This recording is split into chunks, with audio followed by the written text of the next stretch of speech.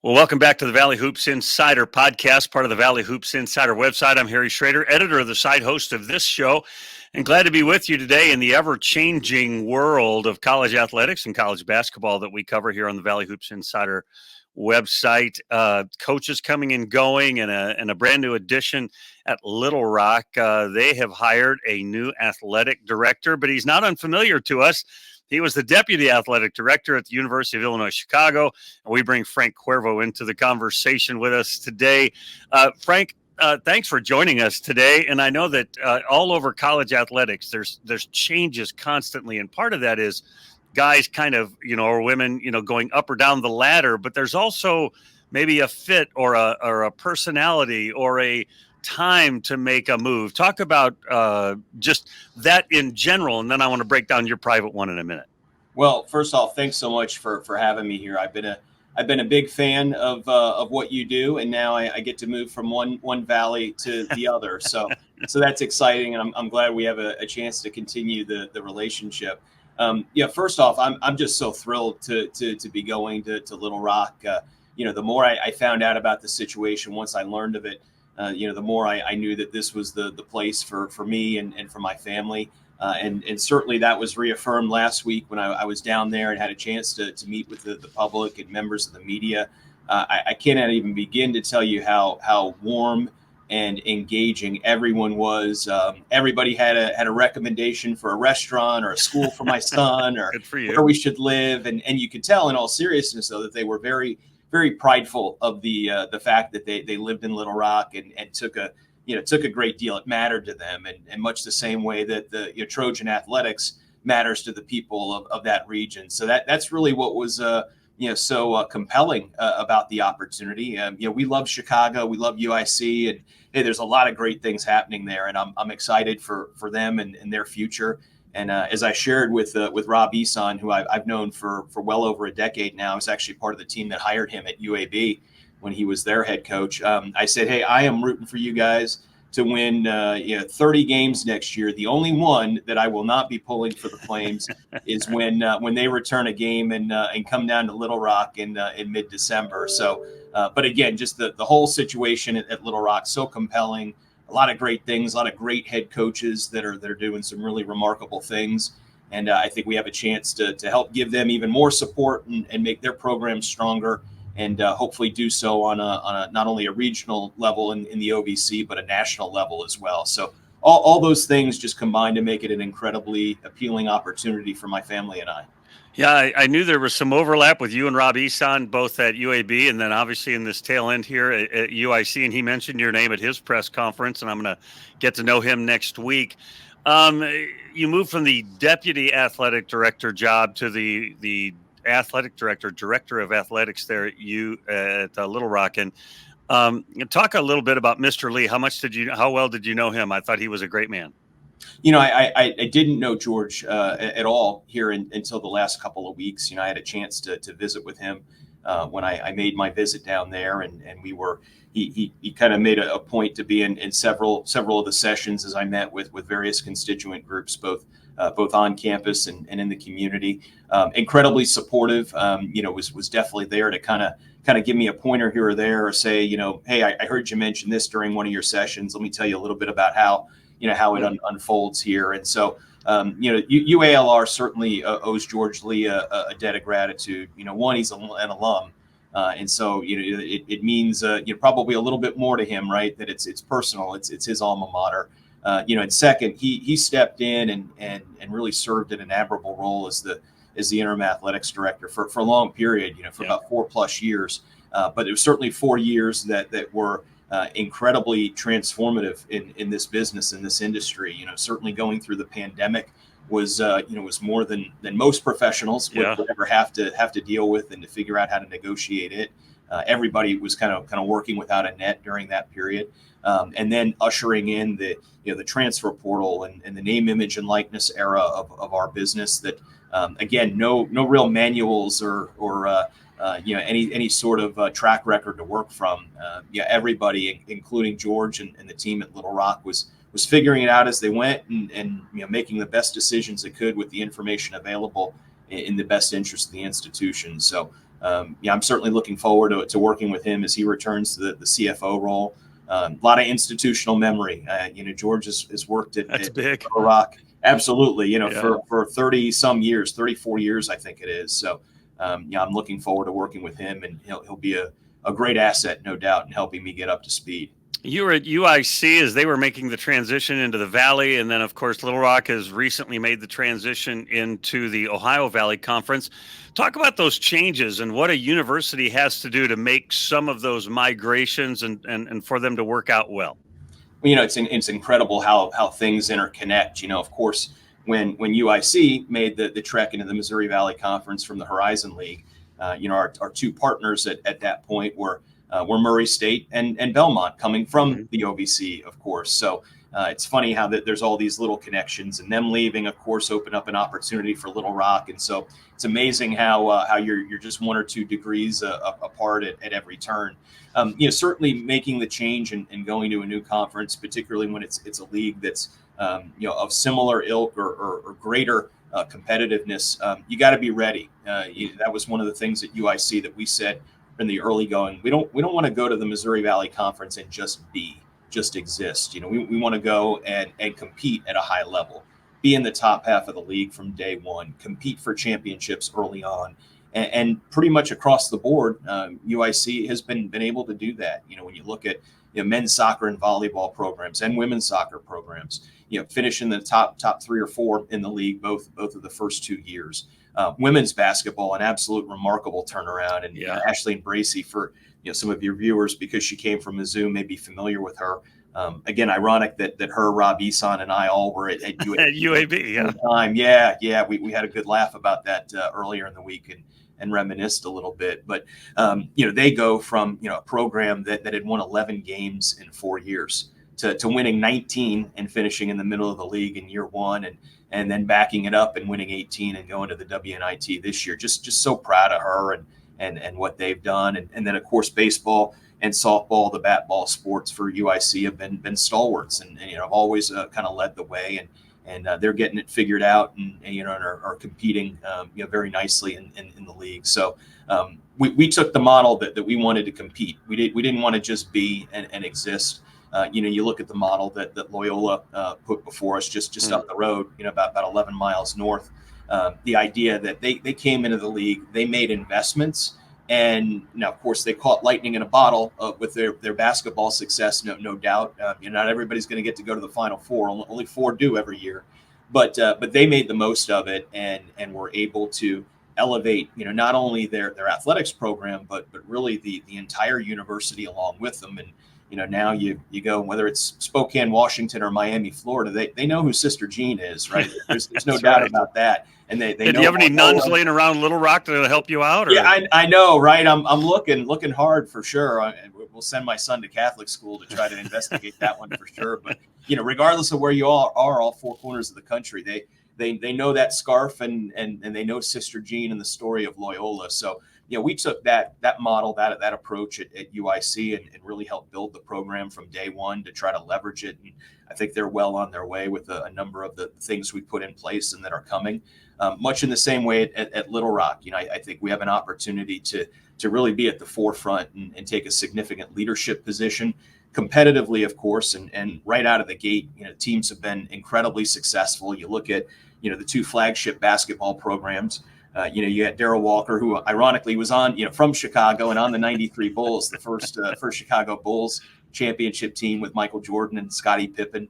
They come out and in year 2 win the regular season and we're right there to compete to go to the NCAA tournament before getting nipped by Moorhead, who had a great year and historically has been one of the stronger programs in that league. You look at the women's basketball program, and Joe Foley is a guy I'm just getting to know a little bit, but we spent a little time with one another. I say, look, when the guy's name is on the floor, he can coach a little bit, right? They don't do that by accident. And, Coach he Foley didn't scribble it out there in the middle of the night. No doubt. I mean, he's elite in every way. He won national titles at Arkansas Tech at the Division II level, and then came and has been at Little Rock for about 2 decades. Has gone to the NCAA tournament, won conference championships, and 11-7 and a second place finish in the league. He'll tell you that was considered a down year. And I said, well, Coach, I look forward to a lot of down years if we're in that cohort right there. So the expectations are very high for him. But I feel like I've kind of woke up on third base here. You've got those two programs doing it at a high level. You got a baseball program that's picked to win the OVC and competes annually to go to the NCAA tournament. You got track programs that had one with indoors. Had one program finish first, the other one finished second narrowly. So they're competing right there.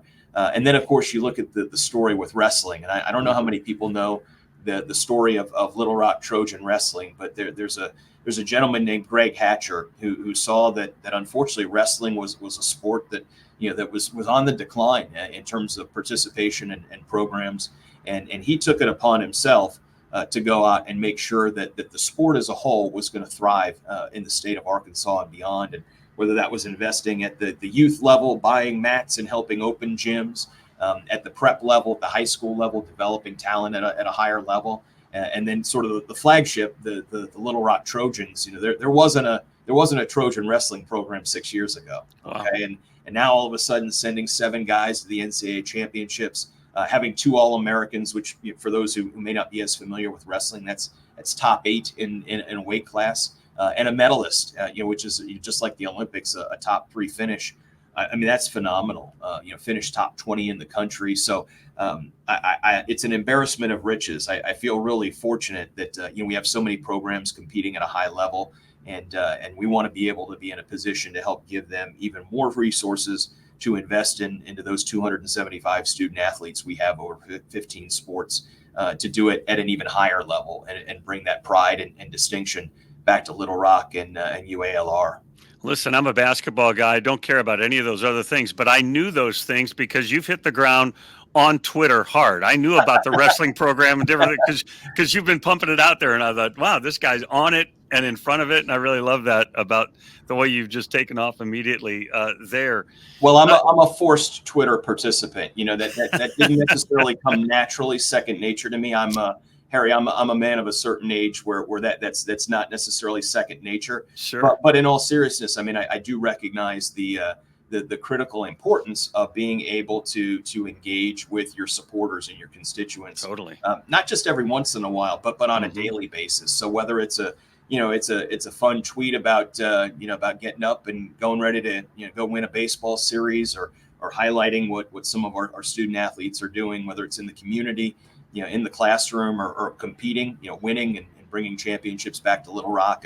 I think that's critically important that people see that, whether it be from the head coaches, from the young men and women themselves, and certainly from their leader in terms of the athletics director role. So I look forward to hopefully honing my X craft, not Twitter anymore, X craft. I'm not going there. To make it as good as it can be. Yeah, I still call it Twitter. I know.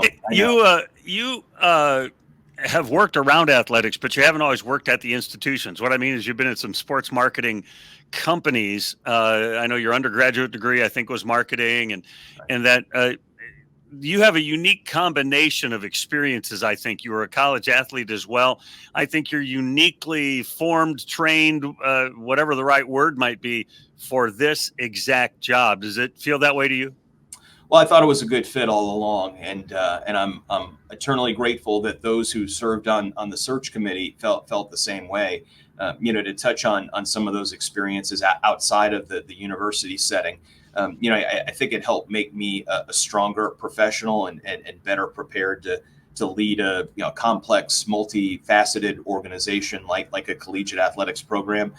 There's a lot of different knobs and levers to touch in this sort of business. So the idea that you have that experience in private industry where things will move at a fast clip, you kind of have to have your head on a swivel a little bit to make sure that you're taking it all in and maximizing outcomes. I think that was important. I had a chance to work for some really great people, both on campus and in those third-party sector opportunities, which I sort of consider those to be like the collegiate private sector, because they're still very close to campus and what you do, but just at the end of the day, your employment agreement is with a different party. But working, as you mentioned, I was a student athlete at the University of Florida, and grew up viewing and watching Jeremy Foley, who, if there was a Mount Rushmore of college athletics directors, his face would be chiseled on it. Him and a guy named Mike Hill, who's the athletics director at Charlotte in the American Athletic Conference. They were really the two that kind of brought me into this business. One day after a fall scrimmage, which I like to joke, I didn't do very much during the spring, but I was a fall All-American in the sport of baseball. But they were just sort of bumping around the field one day, and I saw them in their suits and some other people doing this, that, and the other, and I said, "Hey, what is it that you guys do? Like what goes into this?" And they began to take an interest in me and share with me kind of what this great business was, and that's what's led to this now 26 going on 27 year adventure in the business. And then I had a chance to work for some other really great people. Former Mizzou athletics director Mike Alden is a dear friend and a mentor. I just had an opportunity to have a very nice conversation with him yesterday morning, and he's got, we jokingly call it the Alden Army. This network of athletics directors. I haven't counted it up, but I'm going to say that it's at least at 12 or 15. Wow. Former individuals that worked for him in a senior staff capacity that have gone on to be athletics directors at all different levels. Certainly I'm the newest one to the bunch here, not even fully official yet. But you've got guys like Ross Bjork, who was in the SEC for a number of years and now just went to Ohio State. Guy like Whit Babcock, who's been at Virginia Tech for over a decade. My dear friend and mentor Mario Mocha, who of course is a former Missouri Valley guy, right? Nearly a decade with the Salukis at Southern Illinois. Just great people, great professionals, and great mentors that helped me get here. So I'm fortunate that I had a very broad experience, and I think that's helped prepare me for where I'm going and what I'm doing today with the Trojans. You talk about those relationships with those people you mentioned, and Mr. Foley taking an interest in you when they were winning national championships on the basketball side. Those are amazing. I think that when people take interest in people around them and then they cultivate those relationships, that's what this whole thing is about. And you're going to win and lose games as an athlete or a coach or a team. But it's those relationships that endure for the decades that go on. And I know that's a big part of what you want to create or help continue at Little Rock. Talk about, I noticed in the press release about your hiring there was a very specific thing. It said our 275, it might have been 274 student athletes. It wasn't like our roughly 300. It wasn't 250. I mean, there was a number there. And that just spoke to me when I saw that, like, oh, they actually care about each of them, not just the programs. Just speak to that for a second.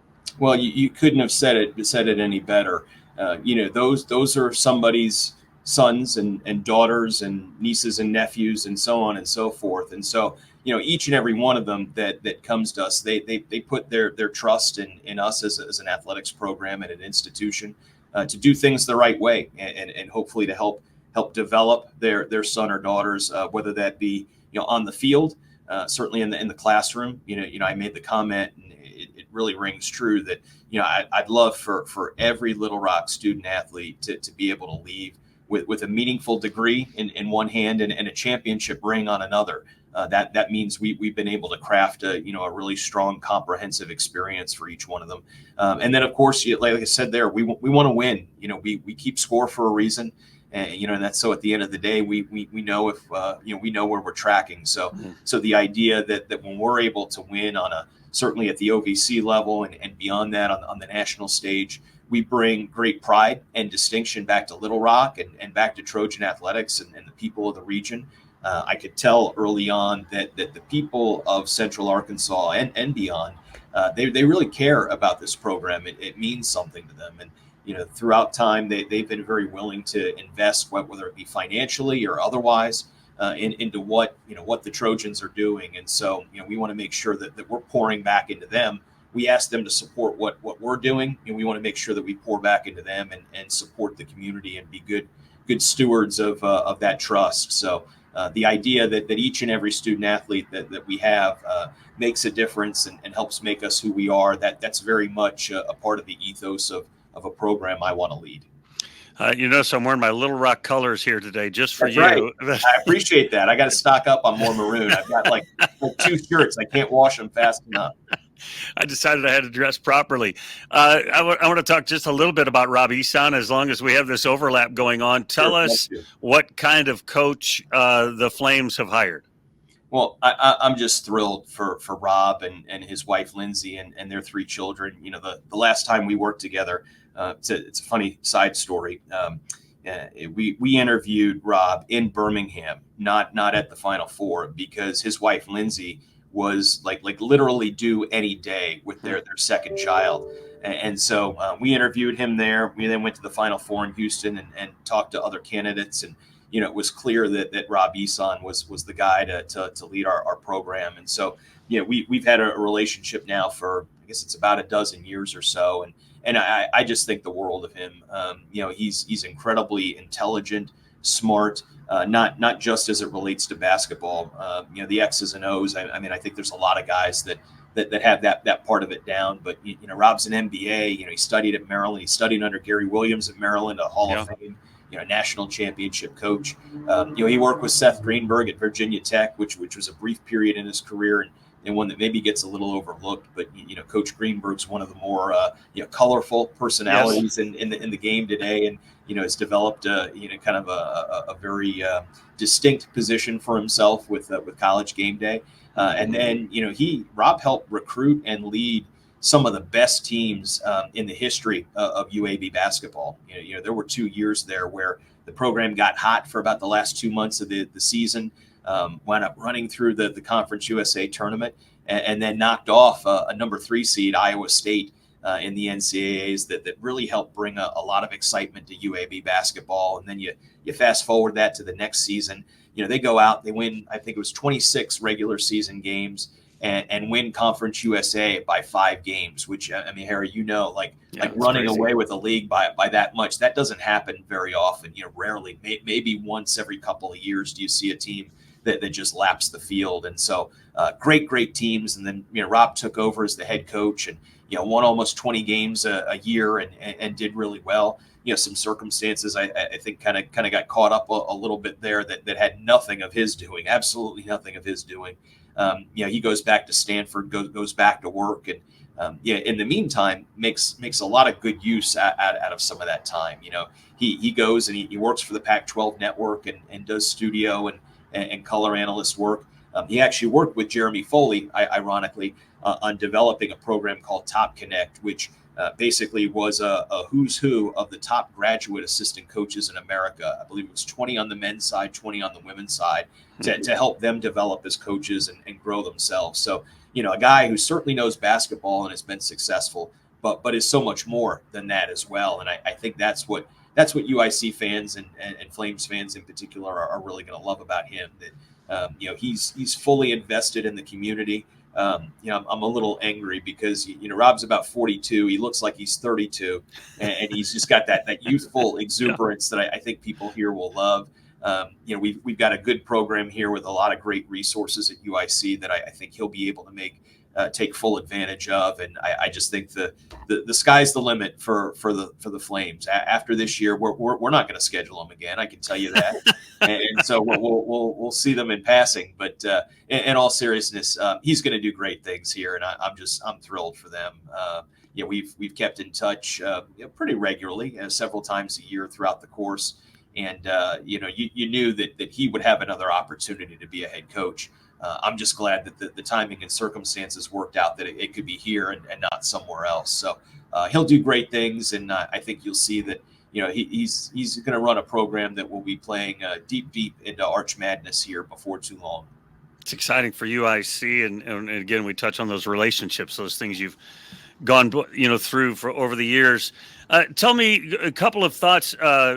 Major kind of goals and the growth things that you want to see at Little Rock. I took this job. I'm that guy now. But these are the things I want to address. I want to look at as our first kind of steps of growth and progress. Well, several things come to mind, Harry. One, I'm not a big believer in coming in and breaking the furniture on day one. I think you have to really get a sense of the situation you're inheriting. I'm sure that there are some things that the Trojans are doing in an incredible fashion, and we'll want to find a way to do more of it and replicate that success. No doubt, like any program, there are probably some challenges that we need to look at, maybe creating a little better mousetrap and figuring out how to do it at a higher level. But my goal here is, over those first 100 days to come in and really conduct a listening tour of sorts, engage a number of constituents to find out, what we're doing well as a program, where are we shining, and where are we struggling a little bit, or where are the challenges that we need to invest, whether it's more financial resources or human resources or something else. So getting a baseline on where we're at, I think is really important. And that involves, talking to staff, talking to your head coaches, your donor base and constituents, Trojan Nation, finding out what's on their minds and what matters to them. Certainly those 275 student athletes as well. As I point out at numerous junctures, they are without a doubt our most important and precious resource. If we didn't have them, you and I wouldn't be sitting here today. I'd have a job somewhere else and probably wouldn't be nearly as happy as I am today. So the idea that they're there and really need to be the focal point of everything we do is central. Three kind of key themes that I shared with the folks in Little Rock while I was there. One, we're going to be in full alignment with the university's mission and Chancellor Drail's plans for the institution. That's our job, to really help promote that institutional mission and to shine a great spotlight on all the incredible things that are happening at a world-class school like Little Rock. Second, we want to be in a position where we're pursuing comprehensive excellence. We don't want to be known just as a wrestling school or a basketball school. We want to be known as a program that competes across the board and does things at a high level and pursues that idea of comprehensive excellence across the board. And then finally, as I mentioned, those student athletes being our most precious resource, the idea that we want their success to be the focal point of everything we do. Whether we're making decisions about how we travel, how we feed our student athletes, what we're doing, and maybe a topic we touch on a minute here, what we're doing in the name, image, and likeness era of college athletics. We want to be in a position to provide as strong and as wonderful an experience for them as possible, so that they come back and they want to come back and reinvest into that next generation of Trojans. So I think there's a lot of different things you'll talk about that will hopefully stand for and will be important to us. But each one of those tangents will definitely come back to those three key messages. Well, you led me right into our second last question. Really is what I call the portal pandemic, the free agency of players, the NIL, all happening at the same time, along with an extra COVID year for so many of these players, has made college athletics in general, and my world, college basketball, just chaos. And not all of it's bad, right? You can sign players out of that portal and find, good players and build programs and so forth. But it does seem to me that there needs to be some adjustments. And I don't know if you can put on your, genie cap and tell us what you might think, rub up the crystal ball. But what are the steps, or what are the things that you think can take place where there can seem to be some, I don't know, structure or something where today it's crazy. I guess there was a story today on Twitter about some player that went to talk to the people of Kansas and said, I need $1 million a year. And the Kansas people said, well, we can only give you $750,000, take it or leave it. Now, I don't know if any of that's true, but people are reporting it as true. It's just so wild. And so my question is there a path toward maybe just sanity that you can see taking place? Well, I sure hope so, because you're right in that some folks have used the wild west analogy to describe it. I think there are elements of truth. I would caution folks to be careful when they hear stories like the one you shared. When it comes to what's happening in the NIL world, I'll be kind and say, hey, there's a lot of fibbing going on. Some folks are maybe flexing a little bit and Sure. want to seem like they're doing a little more than maybe they are and have greater support in that area.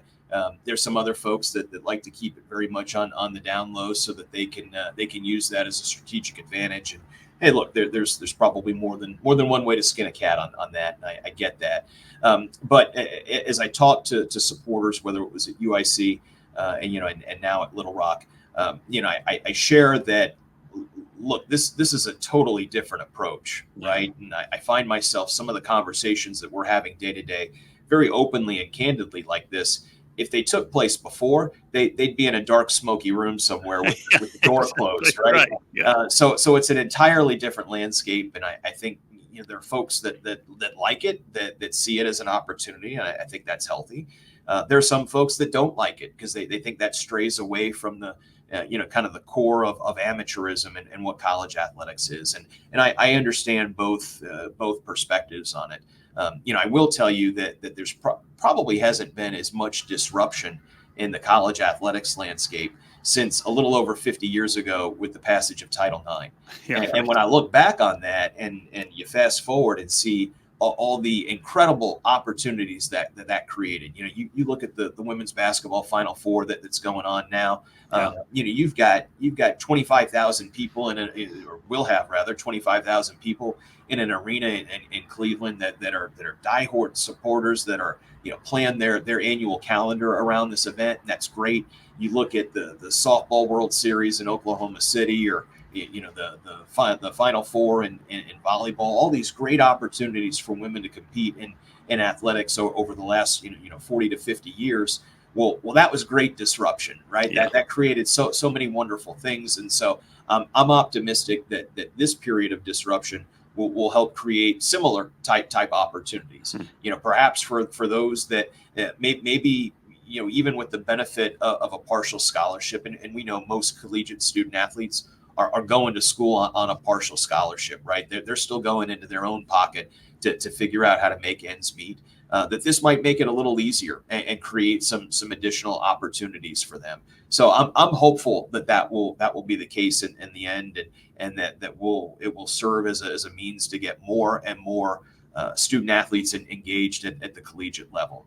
I will tell you, however, that as I speak to supporters, regardless of where you land on it, I tell them that the single greatest way in which they can make a contribution that shows up on the field or on the court is by considering making a gift to our name, image, and likeness efforts.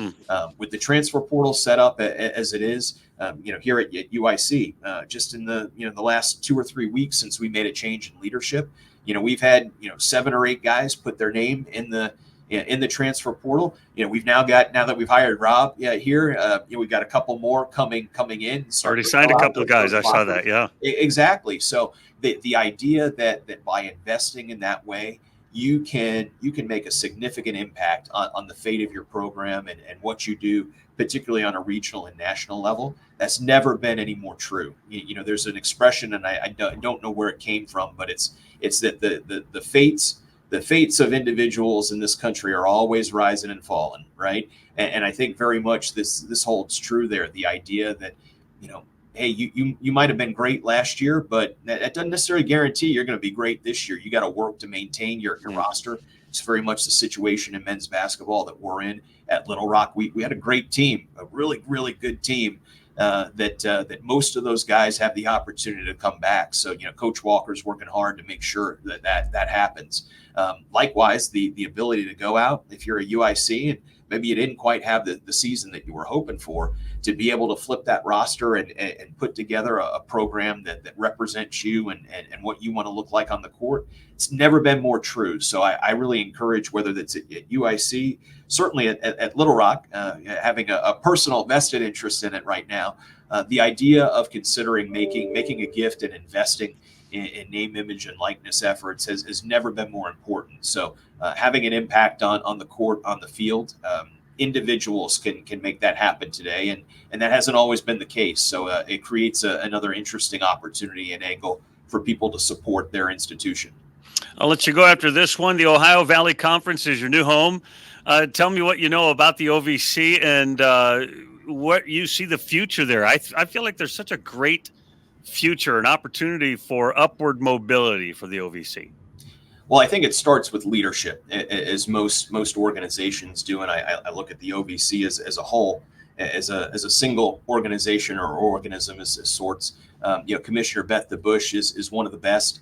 She's been at it in the OVC for quite a while now. So nobody has a better sense of what the league needs to do moving forward in order to compete at a high level. Certainly we'd love to be in a position where we're out there competing for multiple bids to the men's and women's NCAA basketball championship. That's been the case in the past, and I think it can't be the case in the future. She's looking to roll out some things in conjunction with the presidents and athletics directors that will help us take steps toward that. So I'm looking forward to working with her. I did work in the Ohio Valley Conference at one point. I spent about 2 years at Southeast Missouri as a part of roughly 15 years in the state of Missouri. And so I'm familiar with the league and several of the members, actually even several of the ADs were in place, even though that was quite a while ago that I was in the conference. And so I think you've got great leadership in those positions as well, especially guys like Tom Michael at Eastern Illinois or Mark Wilson at Tennessee Tech that are kind of the deans of the athletics directors in this league. I look forward to re-engaging with them and working to make the league as strong as we can. We compete on the court and on the field, no doubt. And, you can only have one winner, but ultimately, working together to make the league as strong as it can be. That's in everyone's best interest, whether you're in Charleston, Illinois, or Cookeville, Tennessee, or in Little Rock, Arkansas. So want to make the league as strong as it can be, and having the support of the presidents and chancellors in our league is critical. We make recommendations, they make decisions, and hopefully they listen as subject experts that they've hired in the field of collegiate athletics, but ultimately, they're the ones that are helping steer the ship. And I know I've got a great one in Chancellor Christina Drayle at Little Rock, and I know there are several others who I've had the opportunity to meet, or at least know by reputation, that they get what athletics brings to the overall educational enterprise. They understand that there's no greater opportunity to shine a spotlight on your university than having success in collegiate athletics. Some may argue that that's not right, and we could certainly have that discussion. It may or may not be right, but it's definitely the situation as it stands today. So utilizing what we do as a promotional tool, I think, is key. And we've got a great leadership group in the league that understands and subscribes to that theory. So I'm thrilled to be in the OVC. I think it's a great home for Little Rock. I think individually we have an opportunity to really compete at the top of the level in everything we do. There's a couple of affiliate relationships, conference relationships that we got to figure out, particularly with the Pac-12 and our wrestling program, especially with the success they've had. We want to make sure that they're in the right spot to compete on a national level. But from a primary conference perspective, I think the Ohio Valley Conference is a great league. It's one with great history, great institutions, great leaders, and we look forward to taking a leadership position and being at the forefront of what the OVC does here in the future. Listen, I shouldn't keep you any longer. I appreciate your time today. So excited about your job there. At a distance, I've been able to watch you in different places and always have been impressed by the way you've done things and things have been accomplished around you. So all the best there to you and the folks at Little Rock. We'll stay in touch, but thanks for your time today. Well, I'd love that. And Harry, I appreciate what you do to help highlight collegiate athletics, both in the MVC and the OVC. There's a lot of great institutions, great fans, and thousands of incredible student athletes that are out there applying their trade day to day. And the platform that you've developed helps shine a spotlight on them. And that's a great thing. So we appreciate what you do, and look forward to hopefully having you down in Little Rock here real soon. I need to get there. Appreciate your time. That's Frank Cuervo. He's the new director of athletics at University of Little Rock. They're doing some great things, and they're going to continue to do even greater things. Appreciate your time today, being a part of our podcast. Thanks for listening. Thanks for watching. Remember, since you've been there, make it a better place. We'll see you again real soon.